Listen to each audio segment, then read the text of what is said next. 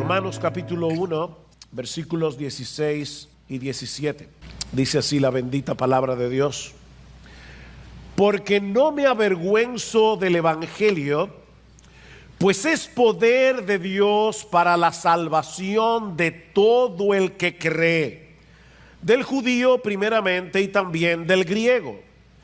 Porque en el evangelio la justicia de Dios se revela por fe y para fe, como está escrito: mas el justo por la fe vivirá. En estos dos versículos que acabamos de leer, no solo encontramos el corazón, la esencia de la carta de Pablo a los romanos, sino también el corazón del cristianismo, el corazón del evangelio. Pablo nos muestra en este texto cómo puede un Dios perfectamente justo perdonar y aceptar en su presencia a un hombre injusto y aún así preservar intacta su justicia. Yo voy a repetir esa pregunta otra vez, porque ese es el corazón de este texto y es el corazón de mi sermón en esta mañana. ¿Cómo puede un Dios perfectamente justo aceptar, perdonar y aceptar en su presencia a un hombre injusto y aún así mantener intacta su propia justicia? Si tú puedes entender lo que Pablo nos enseña en estos dos versículos, tú vas a entender de qué se trata el cristianismo. Pero más importante aún, vas a entender qué fue lo que Dios llevó a cabo a través de su Hijo para reconciliarnos con Él. Por eso alguien decía que este texto es la declaración más importante que jamás haya sido escrita. No hay otro texto en la literatura humana que sea más importante que lo que Pablo nos está diciendo aquí.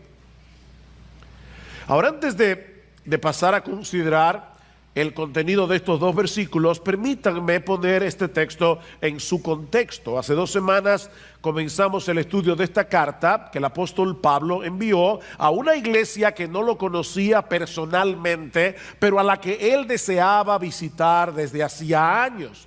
Es esa imposibilidad de llegar a Roma lo que mueve a Pablo a escribirles esta carta, que termina convirtiéndose en un tratado monumental del evangelio y de sus implicaciones. En los primeros 15 versículos del capítulo 1 que ya consideramos en los 2 domingos anteriores, Pablo introduce la carta manifestándole, entre otras cosas, su ferviente deseo de ir a visitarles para compartir con ellos el evangelio. Noten el versículo 15: así que por mi parte ansioso estoy de anunciar el evangelio también a vosotros que estáis en Roma. Estoy ansioso, dice Pablo, de llegar a vosotros con el evangelio. Pero ahora, en los versículos 16 y 17, Pablo les provee un resumen magistral del contenido de ese evangelio, que él introduce con una extraña declaración.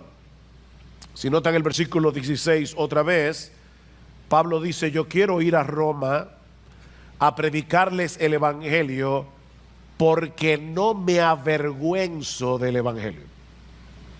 Yo no me avergüenzo del evangelio. Ahora, esta declaración es extraña porque, humanamente hablando, subrayen eso, repito, humanamente hablando, Pablo tenía todas las razones del mundo para avergonzarse del evangelio. Por predicar el evangelio, Pablo había sido apresado en Filipo, expulsado de Tesalónica, sacado en secreto de Damasco, colgado de una canasta por las murallas de la ciudad. Tuvo que ser escoltado para salir a salvo de la ciudad de Berea. Pablo fue burlado en Atenas, considerado como un imbécil en Corinto, apedreado y dejado por muerto en la ciudad de Listra, acusado de blasfemia en Jerusalén, donde casi lo matan a golpes. Mis hermanos, cualquier ser humano normal se habría sentido tentado a cambiar de trabajo antes que seguir poniendo en peligro su integridad física y su integridad emocional.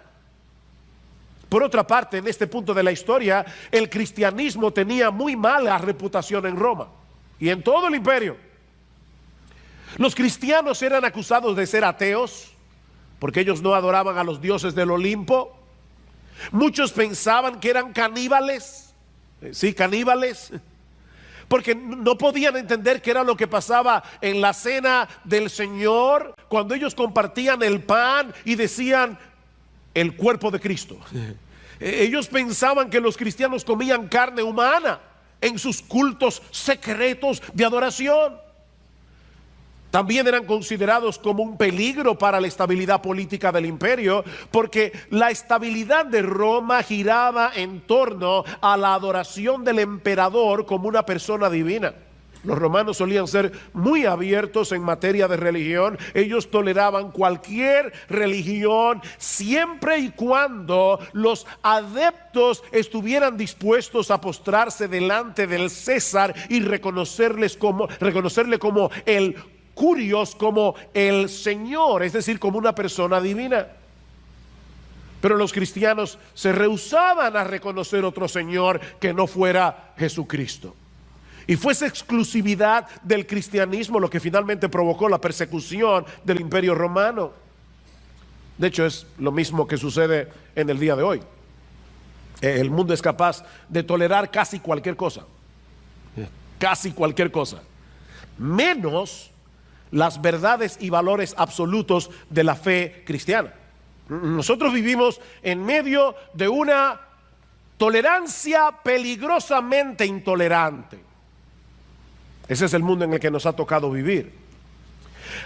Y por si todo eso fuera poco, el mensaje del Evangelio no podía resultar más absurdo en el contexto de la cultura grecorromana.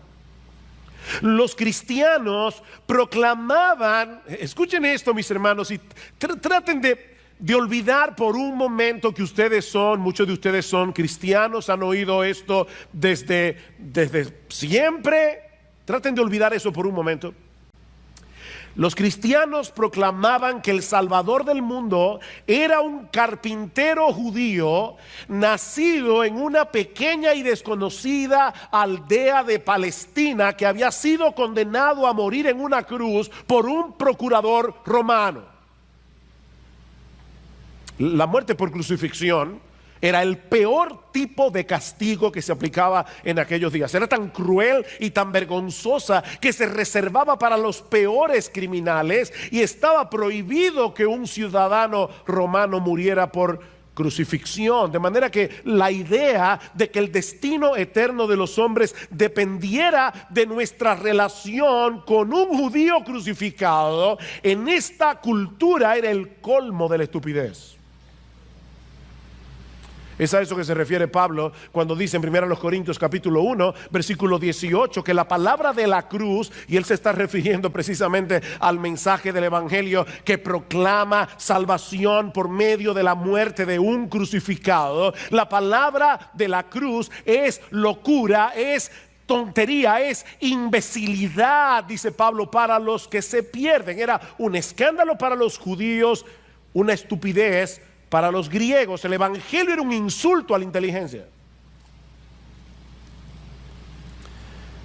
Por eso no es difícil suponer que algunos cristianos en Roma, y yo sospecho que algunos aquí, estaban luchando con la tentación de no querer compartir con otros el Evangelio, porque no querían ser burlados, porque no querían ser tenidos por imbéciles. Yo no sé tú, pero yo creo que pocas cosas pueden resultar más difíciles de soportar que el rechazo y la vergüenza. Y sin embargo, ahora Pablo les dice, ¿saben qué? Yo tengo años deseando ir a Roma. Tengo años deseando ir a Roma porque yo quiero predicarles el Evangelio. Y la razón por la que yo quiero predicarles el Evangelio es porque yo no me avergüenzo del Evangelio. Es una declaración extraordinaria. Viéndolo en ese contexto. Yo no me avergüenzo del Evangelio, ni quiero que ustedes se avergüencen tampoco. Ahora déjenme decirles, Pablo era un buen maestro, no solamente hace una declaración, permítanme explicarles por qué a pesar de todo lo que me ha sucedido, por qué a pesar de que el Evangelio es una locura en la cultura greco-romana en la que nos ha tocado vivir, déjenme explicarles por qué yo no me avergüenzo del Evangelio. Y Pablo da 4 razones aquí. La primera es porque el Evangelio es el poder salvador de Dios. Versículo 16. Porque no me avergüenzo del Evangelio, pues es poder de Dios para la salvación de todo el que cree. Pablo sabía que ese mensaje que resultaba tan absurdo para la mente humana era en realidad el poder omnipotente de Dios para salvar a los pecadores. Porque Pablo va a decir en 1 Corintios capítulo 1 versículo 24 que lo débil de Dios es más fuerte que los hombres. Lo que los hombres tienen por débil en Dios es más fuerte que los hombres. La palabra griega que se traduce aquí como poder es una palabra que ustedes conocen, es la palabra dunamis, de donde viene nuestra palabra dinamita. La palabra, dice Pablo, es el poder explosivo de Dios. Pero no para destruir, sino para construir, para salvar. Es un poder que transforma, es un poder que reconstruye una vida humana que está despedazada internamente en el asiento mismo de su personalidad. Una mente, un corazón, una vida que está destrozada por causa del pecado. El Evangelio es poder de Dios para hacer eso. Yo no me avergüenzo del Evangelio, dice Pablo, porque no existe en el mundo ningún otro mensaje como el Evangelio. No existe ninguna terapia psicológica que pueda hacer lo que solo el Evangelio es capaz de hacer en la vida de otro ser humano. Y Pablo sabía eso por experiencia propia. Porque ese poder omnipotente obró en su propia vida para convertirlo en un apóstol, habiendo sido él un perseguidor de la iglesia. Hubo una época en que Pablo aborrecía con todas las fuerzas de su corazón el nombre de Jesús. Hubo una época en que este hombre había tomado como la misión de su vida. Pablo existía, llegó un momento que la misión de su vida era dedicar todas sus energías a la destrucción del cristianismo. Pablo era un blasfemo. Pablo era un agresor. Pero el poder explosivo del Evangelio lo transformó. El poder explosivo del Evangelio cambió por completo su perspectiva de la realidad, a tal punto que ese Jesús que antes aborrecía se convirtió en la pasión de su vida. Pablo no se avergonzaba del Evangelio porque sabía por experiencia el poder de ese Evangelio para transformar realmente la vida de un hombre. Ahora, yo quisiera en esta mañana que Dios me dé la capacidad de poder ir a través de cada palabra de este texto. Cada palabra. Y yo quiero que ustedes noten aquí, en el versículo 16, que Pablo no dice simplemente que el Evangelio revela el poder de Dios, o que el tema del Evangelio es el poder de Dios. No, lo que Pablo dice en el texto es que el Evangelio es. ¿Se dieron cuenta? Yo no me avergüenzo del Evangelio porque ese Evangelio es poder de Dios para salvación. Es a través de la predicación del Evangelio que Dios obra en el corazón de los hombres para traerlos a salvación y transformarlos por completo de adentro hacia afuera. El Evangelio es el bisturí a través del cual Dios abre los ojos de hombres que están ciegos y que no pueden ver lamentablemente la gloria, la hermosura, la majestad, la sabiduría, el poder, la gloria de nuestro bendito Señor y Salvador Jesucristo. Así que Dios usa el Evangelio como el bisturí a través del cual Él hace esa operación. Yo recuerdo cuando mi mejor amigo se convirtió al Señor. Para mí fue un shock porque éramos amigos a través de toda la adolescencia. Era realmente una persona muy cercana a mí y yo lo conocía muy bien, y una de las cosas que yo admiraba de ese amigo era su inteligencia. Siempre pensé que este amigo era mucho mejor que yo en todo, en todo. En la escuela él sacaba mejor nota que yo, nos metíamos en un deporte y él jugaba mejor que yo. Una vez entramos juntos a aprender a tocar guitarra y al poco tiempo ya él estaba tocando guitarra y yo estaba maltratando la guitarra. Él era mejor que yo en todo. Y gracias al Señor, yo nunca que yo recuerde sentí envidia por él. Pero yo recuerdo cuando él por primera vez me habló de Jesucristo. Para mí fue un shock. ¿Cómo es posible que este individuo de verdad crea que Jesucristo es el Dios encarnado? Y recuerdo una noche hablando con él acerca de ese tema, me decía, ¿qué tú crees de Jesucristo? Yo dije, bueno, era un hombre adelantado para su época. ¿Han oído eso? Unos días más tarde, yo comencé a leer la Biblia. E inmediatamente, mis ojos fueron abiertos para entender que este libro es la palabra infalible, inerrante, inspirada de Dios, y que Jesucristo es nada más y nada menos que el Dios encarnado que vino al mundo a morir por mis pecados.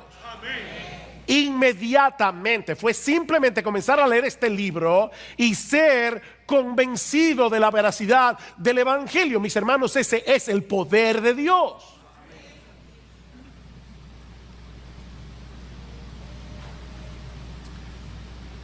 Es el bisturí que te opera de cataratas para que puedas entender que este Jesús que fue crucificado en debilidad no era otro que el Hijo de Dios, la segunda persona de la Trinidad, que por amor a nosotros se hizo hombre y decidió ocupar nuestro lugar en esa cruz para saldar nuestra deuda con la justicia de Dios. Hace un momento citábamos 1 Corintios 1:18. Permítanme citarles el texto un poco más ampliamente. Dice, porque la palabra de la cruz es locura a los que se pierden, pero a los que se salvan, esto es, a nosotros, es poder de Dios. Pues ya que en la sabiduría de Dios el mundo no conoció a Dios mediante la sabiduría, agradó a Dios salvar a los creyentes por la locura, oigan eso, la locura de la predicación, lo que estamos haciendo hoy en la mañana aquí. Porque los judíos piden señales, no hay nada nuevo debajo del sol. Yo quiero ver algo espectacular, yo quiero ver milagros. Los judíos piden señales, los griegos buscan sabiduría. Dime algo más complejo filosóficamente hablando. Dime algo que rete mi cosmovisión filosófica para que yo pueda ver la profundidad intelectual del Evangelio. Y Pablo dice, sí, los judíos piden señales, los griegos buscan sabiduría, pero nosotros predicamos a Cristo crucificado.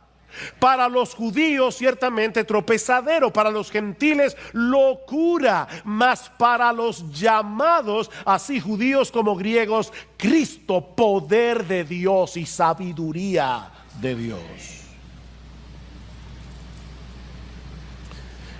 En otras palabras, lo que Pablo está diciendo es,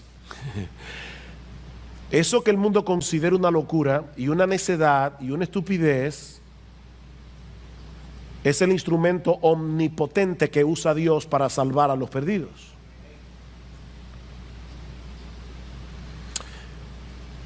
Esta palabra que se traduce como salvación significa liberación, significa ser rescatado a tiempo de un peligro inminente. Ser salvado, libertado, rescatado de la ruina, de la destrucción. Y eso nos lleva a preguntarnos si el Evangelio es poder de Dios para salvación, ¿salvación de qué? ¿Recuerdan esa famosa frase? Si Cristo es la respuesta, ¿cuál es la pregunta? Necesitamos salvarnos. ¿Salvarnos de qué? Mis hermanos, esta pregunta es extremadamente importante porque muchos buscan el Evangelio por razones equivocadas. Y lamentablemente muchos predican el Evangelio dando razones equivocadas. Ven a Cristo y toda tu vida será dichosa y tú serás multimillonario y todos tus problemas se van a solucionar, tu familia será hermosa, tu esposo te va a querer. Escucha lo que sigue diciendo Pablo en nuestro texto. Porque no me avergüenzo del Evangelio, pues es poder de Dios para salvación de todo el que cree, del judío primeramente y también del griego. Porque en el Evangelio la justicia, la justicia de Dios se revela por fe y para fe, como está escrito, mas el justo por la fe vivirá, porque... Aquí está la necesidad del Evangelio. Porque la ira de Dios se revela desde el cielo contra toda impiedad e injusticia de los hombres que con injusticia restringen la verdad. El hombre se pasa la vida tratando de evadir la verdad. El hombre se pasa la vida evitando llegar a la conclusión evidente de que existe un Dios a través de todo lo creado. Es lo que Pablo está diciendo aquí. Ahora, yo sé que hablar en el siglo XXI de la ira de Dios no es políticamente correcto. A muchos les parece extraño que nosotros hablemos de la ira de Dios, porque no pueden aceptar el hecho de que un Dios de amor al mismo tiempo experimente ira. Por eso es importante aclarar que la ira de la que Pablo está hablando aquí no es ese tipo de rabia ciega que lleva a las personas a actuar sin control. ¿Han visto eso? A cometer locuras. No, se trata más bien de la justa indignación de Dios por causa del pecado y su obligación a darle al pecado el castigo que el pecado merece, porque Él es un Dios perfectamente santo y perfectamente justo. Si eso te parece extraño, déjame hacerte una pregunta. ¿Acaso no percibes en lo más profundo de tu corazón? Y por favor, sé honesto. ¿Acaso no percibes en lo más profundo de tu corazón la necesidad de que las injusticias de este mundo sean juzgadas y castigadas debidamente?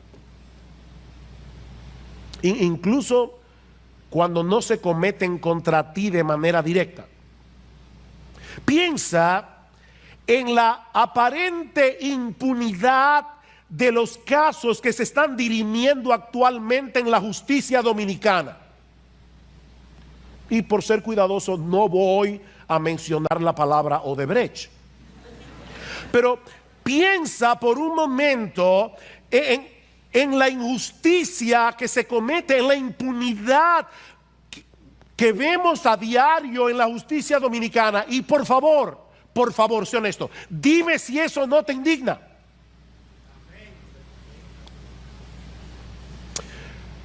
¿O acaso no te produce indignación lo que está sucediendo actualmente en Venezuela?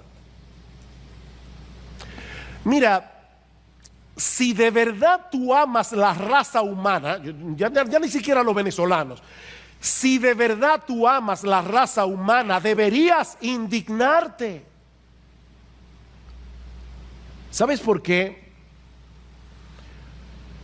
Porque la ira y el amor no son incompatibles, sino todo lo contrario. Es imposible amar sin sentir indignación cuando se daña lo que amas. ¿Oíste eso? Es imposible amar y no sentir indignación. Si tú no sientes indignación, tú eres un apático, eres un indiferente, no una persona que ama.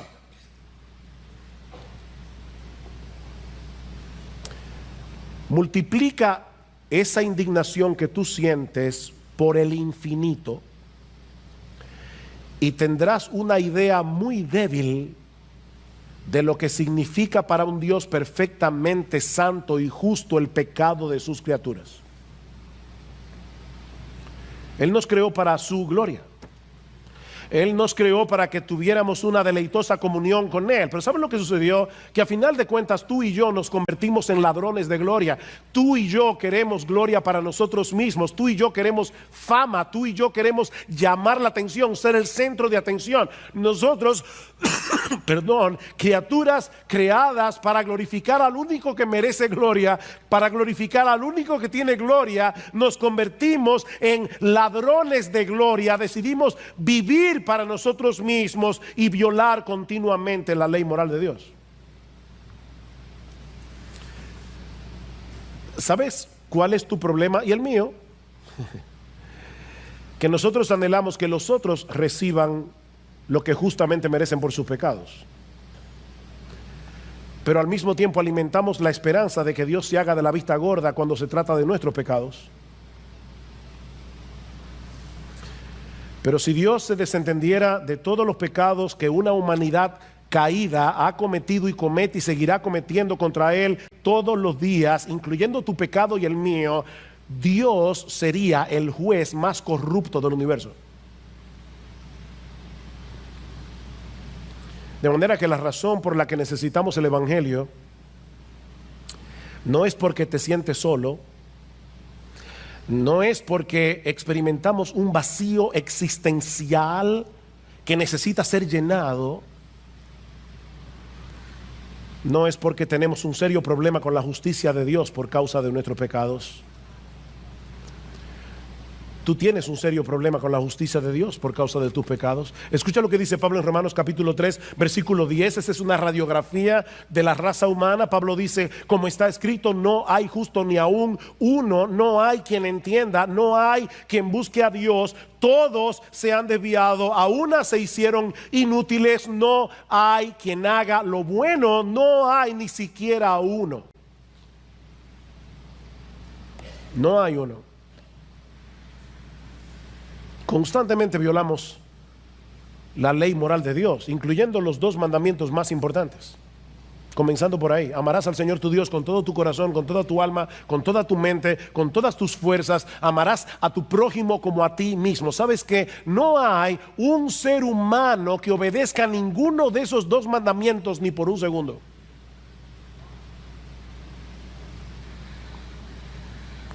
Y eso nos coloca en una terrible situación ante la realidad de que algún día tendremos que comparecer delante de un Dios perfectamente justo, que todo lo ve y que todo lo conoce. Si esta vida no terminara en un juicio, esta vida sería una broma muy pesada. Así que la razón por la que Pablo no se avergonzaba del Evangelio es porque ese mensaje es la única solución provista por Dios para resolver este problema. Hay una sola persona en todo el universo que puede salvarte de Dios. ¿Sabes quién es? Dios mismo. Solo Dios puede salvarte de Dios. Ese es el corazón del Evangelio. Y esa razón es suficiente para que ningún creyente se sienta avergonzado del Evangelio. Predica este Evangelio, no te avergüences del Evangelio, porque este mensaje es poder de Dios para salvación. Pero Pablo nos da una segunda razón aquí. Yo quiero ir a Roma, yo quiero predicar el Evangelio, yo no me avergüenzo del Evangelio, por el alcance universal del Evangelio. Vean el versículo 16 una vez más. Porque no me avergüenzo del Evangelio, pues es poder de Dios para la salvación de todo el que cree. Del judío primeramente y también del griego. La oferta del Evangelio es para todos. ¿Saben por qué? Porque todos necesitan lo que el Evangelio ofrece. No importa si tú eres rico, si tú eres pobre, no importa si tú eres famoso o si eres desconocido, no hay una sola persona en todo el planeta que no necesite el Evangelio. Y Pablo se ocupa de englobar aquí a toda la raza humana. Dice él, es salvación de todo aquel que cree. Todo aquel, sin distinción alguna. Y luego añade, del judío primeramente y también del griego. Esa es una de las nomenclaturas que usaban los judíos para referirse en aquellos días a toda la raza humana. Por un lado estaban los judíos, aquellos que recibieron originalmente las promesas de un Mesías, y luego estaban todos los demás, a quienes los judíos llamaban griegos o llamaban gentiles. Así que Pablo está dejando muy claro en este texto que existe una sola oferta de salvación para todo el mundo. No hay un salvador para los judíos y otro para los griegos. No hay un salvador para los chinos y otro para los hindúes y otro para los dominicanos. Es el mismo salvador para todos, porque hay un solo Dios, dice Pablo en 1 Timoteo capítulo 2 versículo 5. Hay un solo Dios y hay un solo mediador entre Dios y los hombres, Jesucristo hombre. La buena noticia es que ese Salvador está disponible para todo aquel que cree. En un sentido, el Evangelio es exclusivo porque proclama salvación únicamente en Cristo, solo en Él. Yo soy el camino y la verdad y la vida, dijo Jesús. Nadie viene al Padre sino por mí. ¿Oíste eso? Yo soy el camino, no un camino entre muchos. Yo soy el camino, yo soy la verdad, yo soy la vida. Nadie viene al Padre sino por mí. Es exclusivo, pero al mismo tiempo es universal, porque está disponible para cualquiera que deposite su fe únicamente en Él. Es para todo aquel que cree. Tú no tienes que esforzarte y tratar de ser lo suficientemente bueno como para merecer el Evangelio. No te esfuerces. No trates de ser lo suficientemente bueno. Tú no tienes que tener un grado académico. No tienes que ser buen mozo, qué bueno.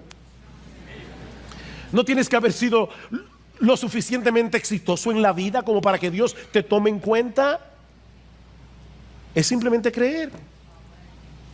A veces aparecen ciertas ofertas en el periódico que nos parecen increíblemente atractivas. El problema es que muchas veces, y en letras pequeñas, hay una nota al final que dice: ciertas restricciones aplican. ¿Han visto eso? Y cuando vas a la tienda te lo sacan en cara. ¿Sabes qué, mi amigo? Eso nunca te va a suceder con el Evangelio.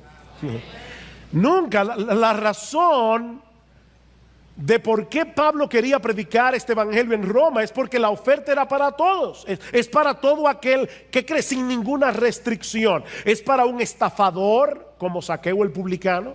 Es para un blasfemo y perseguidor como Pablo. Es para un moralista como Nicodemo. Es para todos, siempre y cuando reconozcas tu pecado y confíes únicamente en Cristo para salvación. Y quiero resaltar aquí la palabra únicamente. Únicamente. Voy a decir algo profundo. Espero que hayan dormido bien. Lo que estoy tratando de decir es que creer en Cristo es creer en Cristo. O sea, es creer en Cristo y en nadie más. El punto aquí, mi amigo, es que tú tienes que dejar de descansar en tu decencia. Tú tienes que dejar de descansar en tu moralidad. Tienes que dejar de descansar en tu religiosidad para depender únicamente de Él y de lo que Él hizo por pecadores al morir por ellos en una cruz. Es venir delante del trono de Dios como un mendigo. El mendigo que se siente en la acera a mendigar, está reconociendo su miseria, está reconociendo que él depende de los demás para seguir viviendo. Y es de ese tipo de fe que Pablo está hablando aquí. Una fe que te lleva a reconocer tu propia indignidad y tu propia impotencia para salvarte. Cuando tú llegaste a la iglesia esta mañana, tal vez no lo recuerdas, pero cuando llegaste a la iglesia esta mañana, tú te sentaste en la silla donde estás. Y lo hiciste porque tú presuponías que la silla podía sostener tu peso. Supongo que a nadie se le ocurrió que tal vez debía sostener la silla, por si acaso, con sus propias manos. No. ¿Tuviste la silla? Y descansaste todo el peso de tu cuerpo allí. Descansa a sí mismo en Jesucristo. Todo el peso de tu pecado, todo el peso de una vida vivida a espaldas de Dios, descánsalo en Él. Ahora, esa confianza en Cristo, confiar en Cristo de esa manera, implica mucho más que un asentimiento intelectual de quién Él es y de lo que Él hizo en una cruz para salvar a los pecadores. La fe de la que se habla en el Nuevo Testamento es un rendimiento de toda tu vida. ¿Sabes lo que es rendirse, verdad? Levantar la bandera blanca. De tal manera que Cristo venga a ser tu dueño, que Cristo venga a ser tu amo, que Cristo venga a ser tu Señor. Es por eso que este tipo de fe siempre viene acompañada de arrepentimiento. Y el arrepentimiento es ese reconocimiento doloroso de haber vivido toda una vida de espaldas a Dios y a tu manera. Es la disposición a divorciarte de tu vida de pecado, a no seguir viviendo de ese modo nunca más. Lo que Pablo está diciendo entonces es que él no se avergüenza del evangelio, porque ese mensaje actúa poderosamente en todo aquel que cree con esa clase de fe, sin distinción alguna, y los libra por completo de la condenación y de la esclavitud del pecado. Ahora, ¿cómo es que el evangelio hace eso? Bueno, eso nos lleva a la tercera razón que Pablo nos da en el versículo 17. Él no se avergüenza del evangelio por la perfecta provisión que Dios nos da en el evangelio. Versículo 17. Otro porque aquí. Porque en el evangelio la justicia de Dios se revela por fe y para fe, como está escrito, mas el justo por la fe vivirá.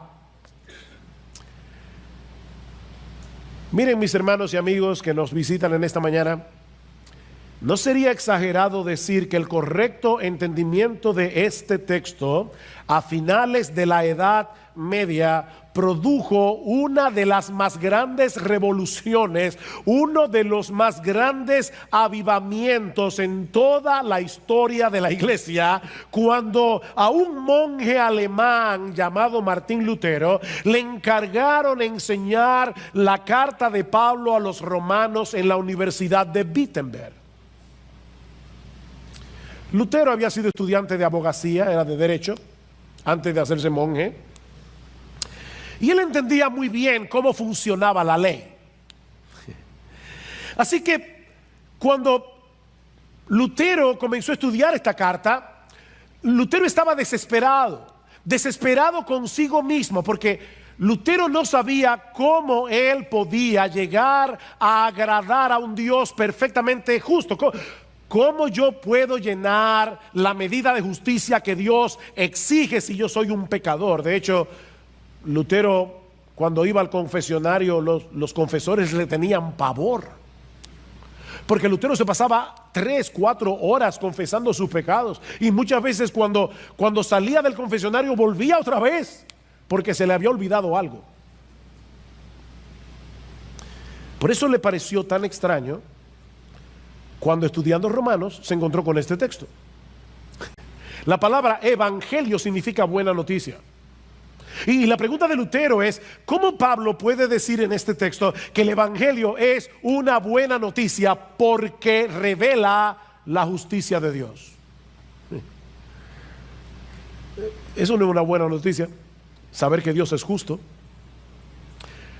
No es una buena noticia saber que ese Dios perfectamente justo algún día le va a dar a cada cual lo que merece. Como Pablo nos dice aquí, yo no me avergüenzo del evangelio porque en esta buena noticia se revela la justicia de Dios.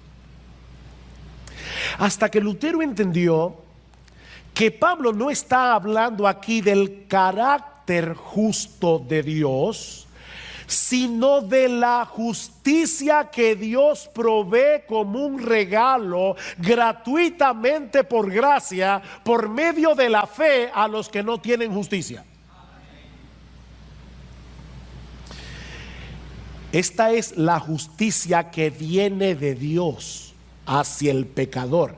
Es la justicia que Él provee como un regalo, como un don de gracia por medio de Jesús. ¿Recuerdan la pregunta que yo hice al principio? ¿Cómo puede un Dios perfectamente justo aceptar en su presencia a un pecador injusto y seguir siendo justo? La respuesta a ese dilema es Jesús. Jesús es la respuesta. La segunda persona de la Trinidad se hizo hombre para cumplir a la perfección todas las demandas de la ley moral de Dios, y luego fue a una cruz para pagar con su muerte lo que la ley demanda de sus transgresores. La paga del pecado es la muerte. De ahí lo que dice Pablo en 2 Corintios 5:21, al que no conoció pecado, Cristo, al que no conoció pecado, por nosotros, es decir, a favor de nosotros, por causa de nosotros, Dios a él lo hizo pecado, para que entonces nosotros fuésemos hechos justicia de Dios en él. Eso es lo que Lutero llamaba un glorioso trueque. Un glorioso intercambio. Nosotros le damos a Jesús nuestros pecados, Él paga completamente por ellos en la cruz, y al mismo tiempo Él nos concede su justicia por medio de la fe. Por eso Pablo dice más adelante en Romanos capítulo 3 versículo 27, ¿dónde pues está la jactancia? ¿Hay alguien que se pueda jactar de ser creyente aquí? ¿Hay alguien que pueda llegar al cielo diciendo, bueno, aquí estoy, Señor? Esta salvación fue sudada. No, tú no la sudaste, otro la sudó por ti. ¿Dónde está la jactancia? Dice Pablo, queda excluida. No hay jactancia en ser cristianos. ¿Por cuál ley? ¿La de las obras? No, por la ley de la fe, porque concluimos que el hombre es justificado por la fe aparte de las obras de la ley, sin las obras de la ley, sin cumplir las obras de la ley. Somos justificados, somos declarados justos en el tribunal de Dios únicamente por medio de la fe. Capítulo 5 versículo 1 de Romanos. Por tanto, habiendo sido justificados por la fe, tenemos paz para con Dios por medio de nuestro Señor Jesucristo. Estamos en paz. No tenemos cuentas pendientes con la justicia de Dios. ¿Qué es entonces lo que se revela en el evangelio? Que nosotros como pecadores jamás podremos llegar a satisfacer la justicia perfecta de Dios, porque Él solo puede ser plenamente satisfecho con una justicia que sea idéntica a la de Él.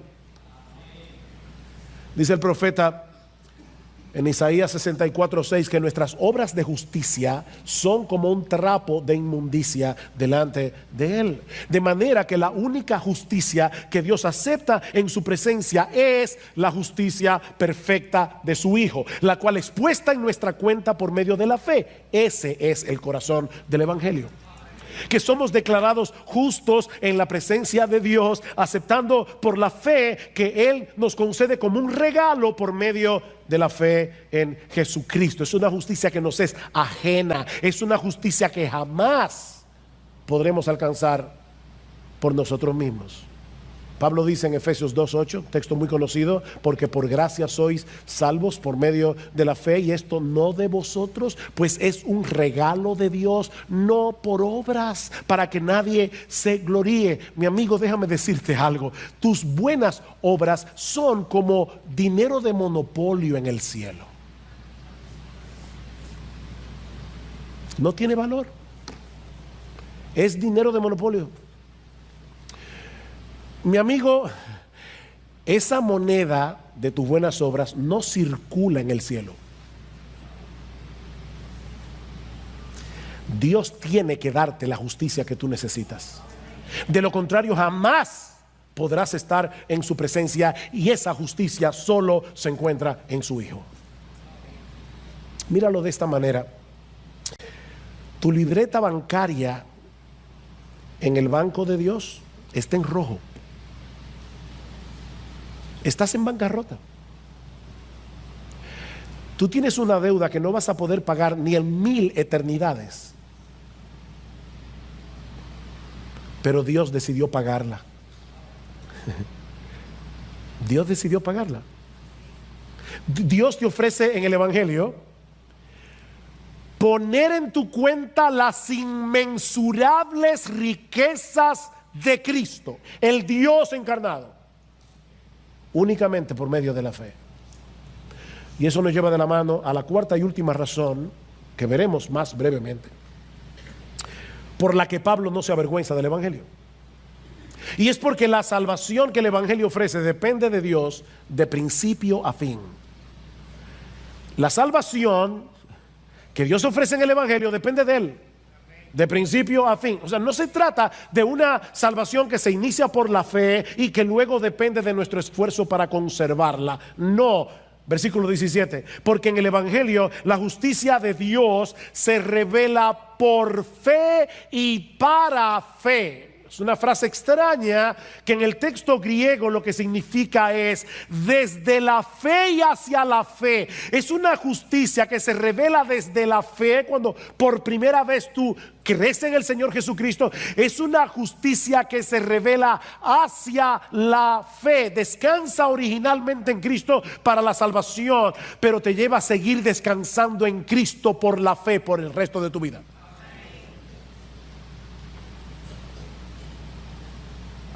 Continuamente vas a tener que estar aplicándote la justicia de Cristo por la fe. Continuamente vas a tener que seguir descansando en el favor que Dios otorga a sus hijos por gracia, únicamente por causa de Jesús. De ahí la cita de Pablo al final del versículo 17, como está escrito. ¿Dónde está escrito? En Habacuc, capítulo 2, versículo 4, como está escrito: mas el justo por la fe vivirá. Así que este mensaje no es nuevo, es el mismo del Antiguo Testamento. Es el mismo mensaje en los dos testamentos. Dios no tenía un plan A y un plan B, solo un plan A. Mas el justo por la fe vivirá. Dios le está recordando aquí al profeta Habacuc que en medio de las circunstancias difíciles de la vida debemos confiar en Él, aunque no seamos capaces de entender lo que Él está haciendo. Así que la vida cristiana comienza con un acto de fe cuando descansamos únicamente en Cristo para salvación. Continúa descansando en Él por la fe en medio de los retos y de las dificultades que seguramente vamos a enfrentar en nuestra vida cristiana, incluyendo el hecho de tener que lidiar con nuestras propias debilidades y pecados. Es de fe hacia la fe.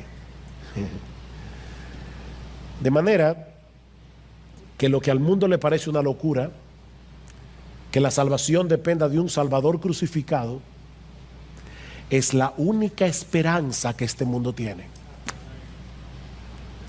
No hay salvación para nadie fuera del Dios encarnado, que voluntariamente decidió asumir nuestra culpa en la cruz del Calvario, y Dios usa ese mensaje con poder para cambiar corazones de piedra en corazones de carne. La fe viene por el oír y el oír por la palabra de Dios. Dios usa este mensaje para que los pecadores vengan a Él y se reconcilien con Él por medio de la fe.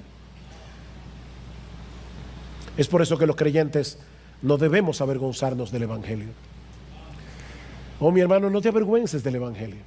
Sí, no es políticamente correcto predicar el Evangelio en este mundo pluralista y relativista en el que nos ha tocado vivir, un mundo de mente abierta.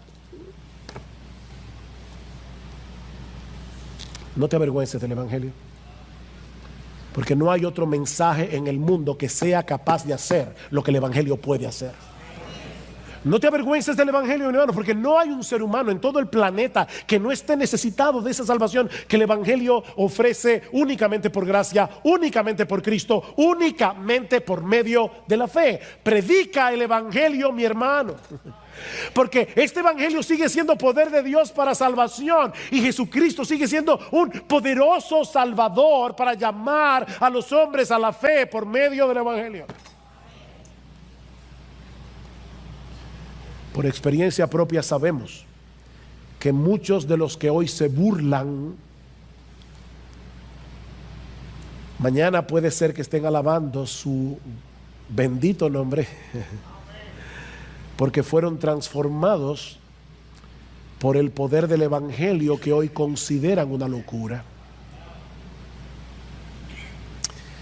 Y si tú estás aquí sin Cristo en esta mañana, mi amigo, yo te ruego, no te vayas de este lugar despreciando el extraordinario regalo de salvación que Dios nos ha dado en Cristo.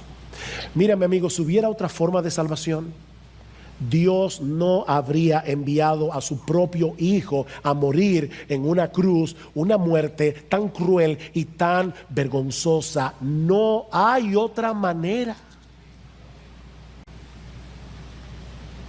Solo Dios puede salvarte de Dios. Solo Dios puede satisfacer perfectamente su propia justicia, y esa justicia está en su Hijo y en nadie más.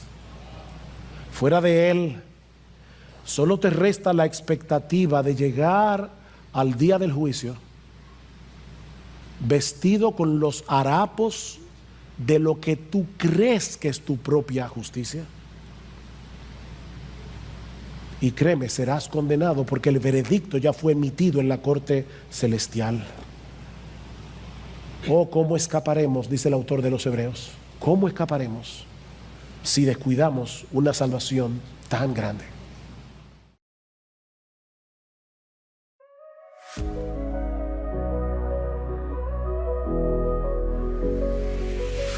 I saw you standing there, a spark in your eyes, caught in the moment, took me by surprise. Your smile lit a fire I couldn't ignore, something I'd never felt before. The world fades away, it's just you and me. A quiet kind of magic set me free. A kiss and everything starts. The chaos in my head was tearing me apart. This rush, this tingling in my veins, I hope this feeling forever remains.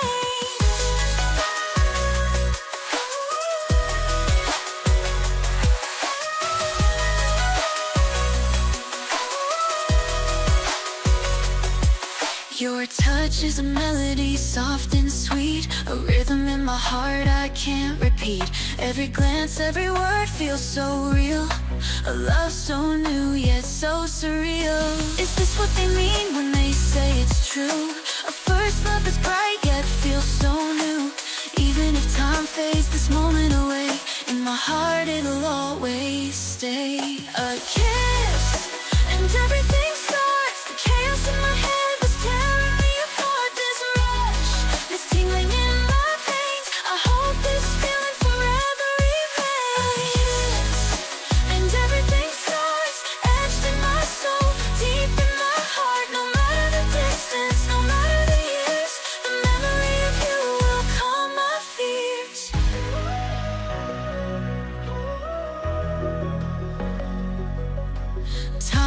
moves on, but I'm still holding tight to that fleeting moment that felt so right. Though life takes us down different roads, your love's the light that forever glows.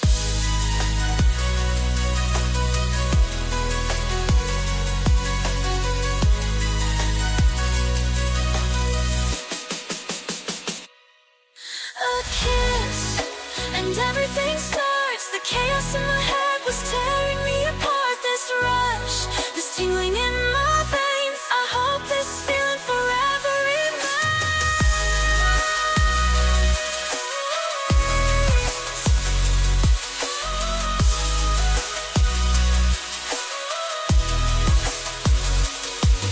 This rush, this tingling in my veins, I hope this feeling forever remains.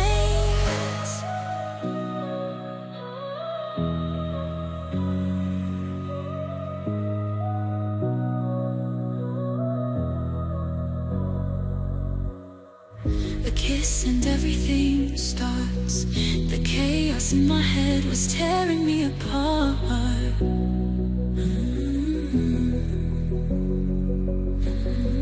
This rush, this tingling in my veins, I hope this feeling forever remains.